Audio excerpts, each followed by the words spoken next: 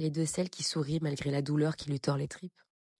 Celle qui fait rire les autres alors qu'au fond d'elle, son monde vient de s'écrouler.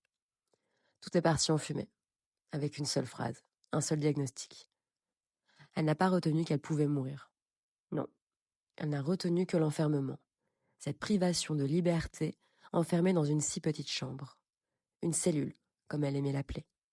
Privée de contact, de bras qui réchauffent et de bisous qu'un masque efface à chaque visite journalière. Elle riait pourtant, avec cette autodérision qui la caractérise. Elle faisait de son évier un bain improvisé et en plaisantait. Mais au fond d'elle, son cœur saignait. Il hurlait, il implorait qu'on l'entende. Mais elle ne laissait rien paraître. Elle ne voulait pas que son armure tombe. Parce qu'elle savait qu'à la maison, son voleur de lumière l'attendait, prêt à la briser davantage, prêt à se nourrir de ses failles et de ses faiblesses. Elle souriait à tous, elle blaguait, elle faisait croire que tout allait bien. Mais son monde était en cendres, un monde fait d'injustice et d'ombre. Elle se demandait si cette cellule n'était pas finalement un refuge, parce qu'à la maison, cet homme l'attendait, hache en main, prêt à taillader la moindre fissure sur son corps abîmé. Parce que même la maladie ne suffisait pas. Il lui fallait encore la piétiner, la presser, la broyer. Elle n'était que l'ombre d'elle-même.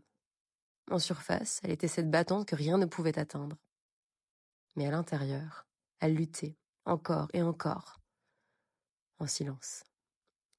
Ce que son voleur de lumière ignorait, c'est que cette putain de maladie, cet enfermement qu'elle avait tant redouté, allait devenir sa bénédiction. Parce que cet enfermement a brisé ses chaînes. Parce que dans cette cellule, elle a compris que sa vie ne se résumait plus à être enfermée dans une cage, à suffoquer dans une prison d'angoisse et de violence. La maladie a brûlé cette cage. Elle a brûlé ses peurs, ses doutes, ses silences.